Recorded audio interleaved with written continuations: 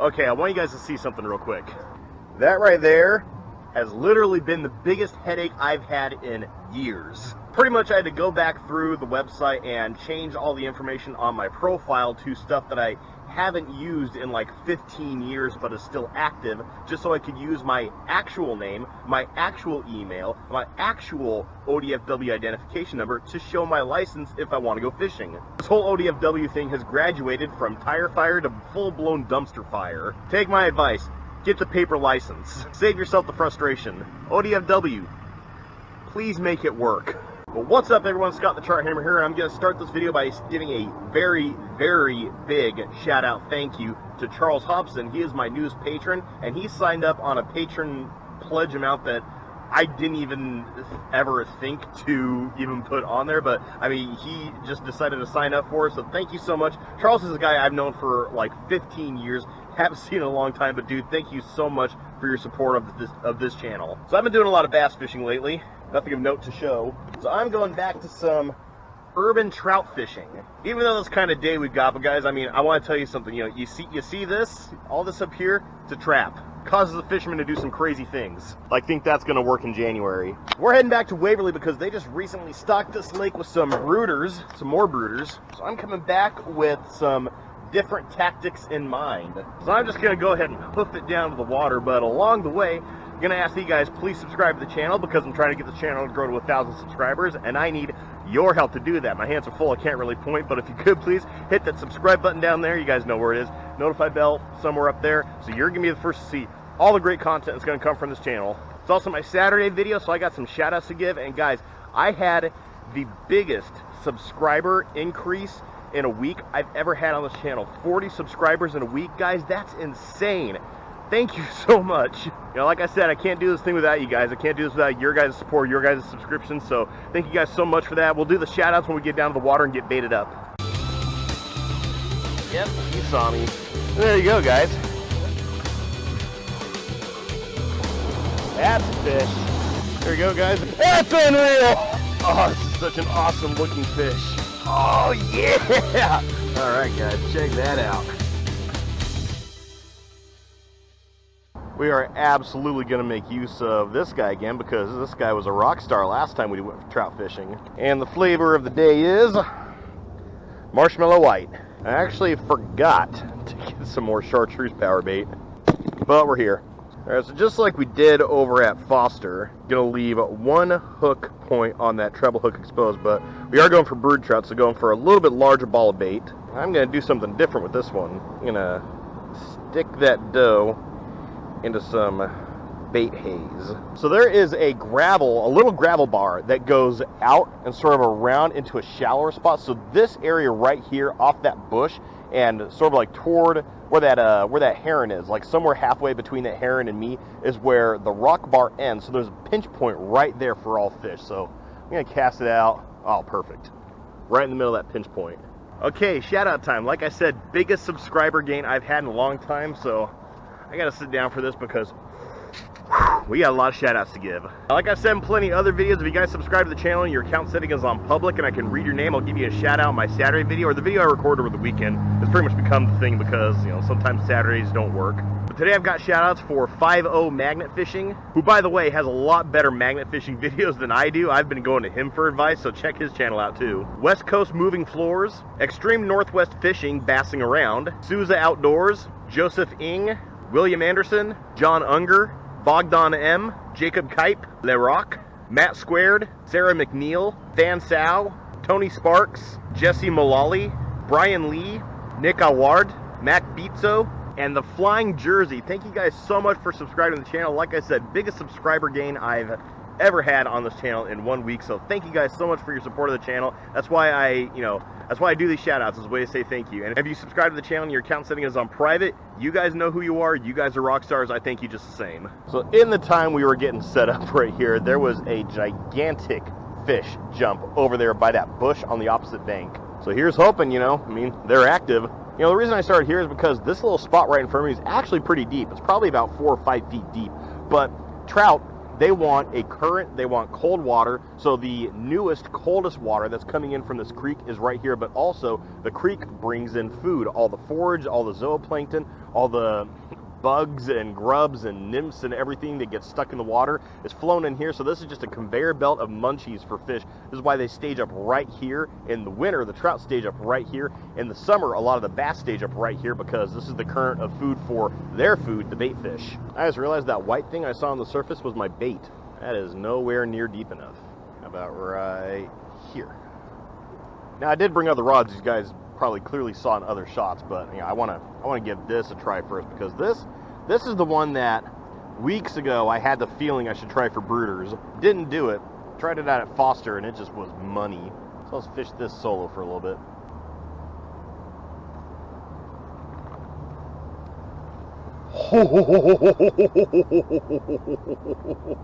Okay, that's the second time I've seen that fish jump in that area.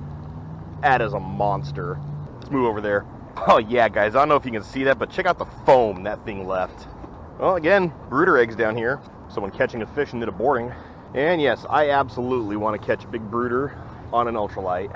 Why I brought this time. And while we're here, while we apparently have at least one active big fish, and because I always make use of the 2-rod endorsement, let's go ahead and give it a swing. Yep, there's something over here.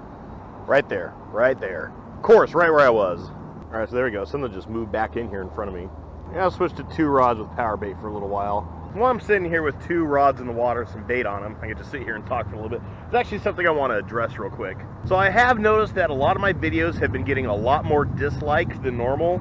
You know, that so much doesn't bother me, but I think I know why, and it's because I haven't been posting a lot of videos that have a lot of fish catches in them. So you're probably asking, Scott, why are you uploading videos if you don't catch anything? Well, there's actually 2 reasons to that. Number one, biggest reason is I made a promise that I'm going to film at least 1 video a week where I give shout outs to new subscribers, and I'm going to fulfill that promise, fish catch or not. But another reason is because one of my passions about fishing is to teach fishing in its truest form. And honestly, Oregon winter fishing, this is fishing in its truest form. You don't always catch fish, but there's always fun to be had, and there's always something to learn from it. Fishing is a rewarding experience, especially for me. I love getting outside, love being in nature, you know, just real air, you know, especially with days like today with, you know, sun being out and it being dry and it's actually like 50 degrees outside. I don't need a full-blown coat in January. I think I'd rather be inside doing something else. Of course not. And I know there's a lot of people that are like me that feel the exact same way, and I know a lot of my subscribers and a lot of my viewers in particular are probably some of those similar people. But I've never wanted this channel to be fake. I've never wanted this channel to be, you only see my success of fishing, you only see me upload when I catch fish. There's channels that do that and they upload like once a month. Remember this, every master began as an apprentice. Everyone who was excellent at something started out as a regular jabroni, failing his way to success. You need to see that failure to get to success. You need someone to interpret that failure. So that's kind of what I'm documenting here. I'm showing the failure that gets me to the point where you guys see the kind of fish I catch, and you guys see, like, especially this last year, you know, this last fall with the amazing bass fishing I had when fishing got good. It was success after success after success. I would not have had that success if I didn't have all the failures of earlier in the spring through the summer, and those are videos I showed also. And that's something where I, and also you, my viewers, can go back and look on and learn something from if you guys want to get to that point of success, and if I want to remember how I got to that point. And of course I want to show off my daughter. She's stinking cute. But yeah, that's something I just want to take a moment to explain. It's not something that upsets me, just something that caught my attention, wanted to give an explanation for. So let's get back to a little fishing. The biggest reason I'm out here right now, this time of day, it's about 1:30 in the afternoon, is because I've got 2 birthdays from friends that I'm celebrating this weekend. 2 today, and one of them's probably going to roll on in tomorrow, but this is my one chance I'm going to have this weekend to get out, film a video, give you guys shout outs, and see if we catch a brooder.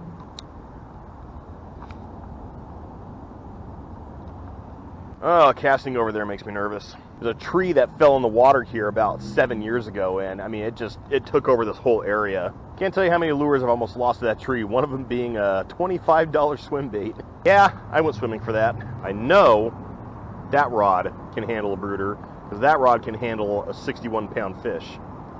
I really want to see if this rod can handle a 10-pound fish. I did catch a 6-pound brooder on this one, and that was one of my favorite fish fights. I want to have that fight again. Okay, am I seeing things, or did that just doink? No, that was breeze doink. Oh, little baby bass just swam in here. Guy was like that long. Biggest thing that sucks about brood trout fishing in Oregon is that one fish pretty much ends your fishing day, because you're only allowed to keep one fish over 22 inches a day. At least one trout over 22 inches. I am starting to think that white power bait isn't the color to use. So let's switch to corn. You know, there's something out there patrolling that bank. I might need to cast one of my power baits out there. Which just means I need to switch rod positions. Yep.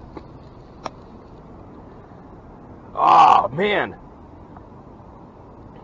How did that not set? Something just grabbed it. And that rod just went crazy for a second. I saw my lure go like that. Something to consider when you go trout fishing is when you see swirls on the water, don't immediately think it's a fish. Wait a couple minutes. Watch what happens. See that there? That was a bird going down for a fish. If I would have just like set everything, pulled everything out of the water and cast it all the way out there, I would have wasted an opportunity to fish and catch what's right in front of me. Because you see surface activity doesn't always mean it's a fish, especially in the winter. And another thing, notice where my line is. So I have one rod that's maybe like, say like that right there, that little spot of the tules, the dead tules, that's the bank. I'm about maybe 15 feet out from that. So I'm still pretty shallow, still pretty close to the shore. Same thing over there, I'm about 15 feet off the bank. Trout in the winter, so many people think they gotta cast right to the middle, they gotta go to a deep spot out in the middle because that's where the fish are. Actually in the winter, especially in the winter, trout are patrolling the shallow, colder water looking for food. And that's something else to remember. They're patrolling, they're sort of circling the pond, they're circling the lake. It's like, I haven't seen any activity in front of me in about 15 minutes, but I'm not gonna move because I know eventually something's gonna come my way. Good, how are you? Missed one. Yeah, Ultralight here went nuts for about 2 seconds. But I've been watching them, kind of been just patrolling the entire perimeter, like maybe 20 feet out from the bank. They've just been going in a circle all the way around the lake. Ooh. Heck yeah. Oh, still, look at that. Come this way. There's a nice, delicious ball of bait there that has some trophy trout super gel and some shrimp and krill gel on it for you. So it's mostly for the hunters because... Whoa! Dude, yeah, do that. You too, thanks. Wow, I've never seen that before. Whew, it just suddenly got cold. And now John's down there fishing where we saw that one fish just do some Olympic move on the surface. Hopefully he gets into one. I also really wanted to go to Timberland because they also stock Timberland with brood trout, but you know, big rule of fishing is you don't leave fish to find fish, and I've seen plenty of fish here.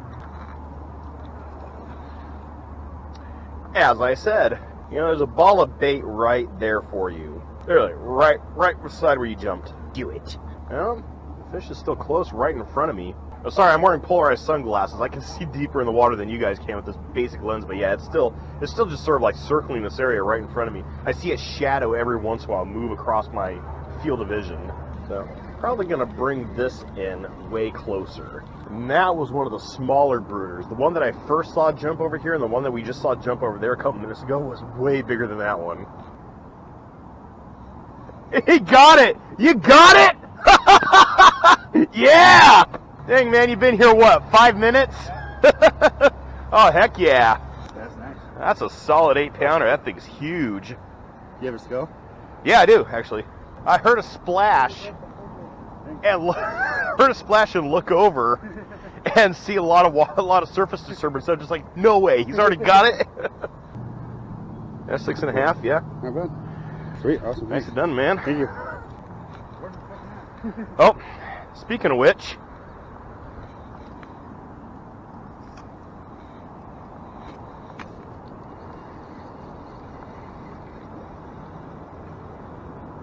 yeah, something hit this so hard it ripped the hook off. Oh my gosh, okay guys, so weighing John's fish, I look down and I see that my rod stake almost got ripped out of the ground, and my rod is just kind of pointed toward the water. And then my weight here going to the leader. Where's my hook? That was a big fish. That was a big fish. Rig back up. Now I'm paranoid. I don't want to have that rod leave my sight. All right. Make sure that is good and stuck in the ground this time. Hope you're still here. I don't know. I've never had a fish almost pull my rod stake out of the ground. I mean, that thing was buried in. Plus, I probably went down where he was. No, yeah, I mean, like I said, they're patrolling the shore. I wasn't expecting this. Just, I don't have a stringer. That's the only trouble hook I got. So I'm done. Well, it turned out well for you. Yeah. And again, thank you. Yeah, no problem. Yeah. That's what I'm here for. All right, we still got another fish over here. Oh, look at that guy go. Or I guess girl. Wow, it's still going.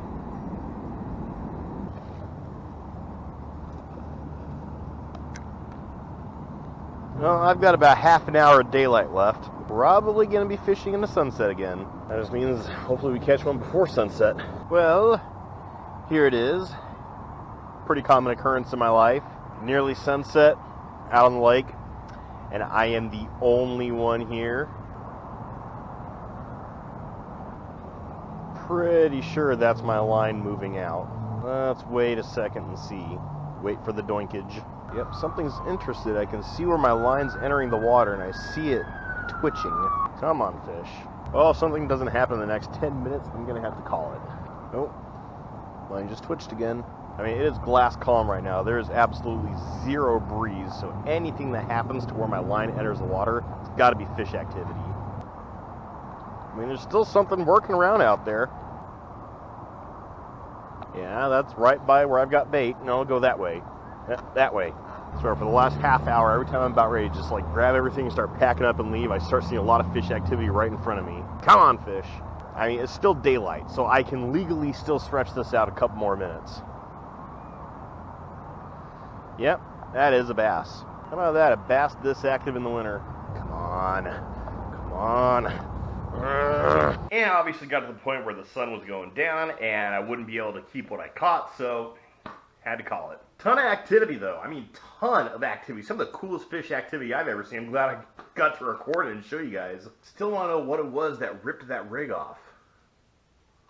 I really doubt that was a brood trout because I had that rod stake down in there, and I mean, I've had big fish fight and not pull that thing out, and that thing almost took my rod in the water. I actually probably would have lost my rod if I wasn't using mono, like 8-pound mono line that was able to, you know, it was able to snap off or like, I don't know, cut with its teeth. Let me know what you guys thought it was. So yeah, no fish today. Might go out tomorrow again. Might try again sometime during the next week. Depends on how things go. We got a couple more days of this real nice weather before it starts raining again. Then I'm going back on the river for some steelhead and maybe some sturgeon. But until then, let me know what you guys thought down in the comments below. And of course, I am trying to get this channel to grow to 1,000 subscribers, and I need your help to do that. So if you could, please hit that subscribe button down there and that notify bell up there so you're going to be the first to see all the great content that's going to come from this channel. Again, thank you guys so much for your support, and thank you guys for watching. And as always, tips up, tight lines, have fun fishing.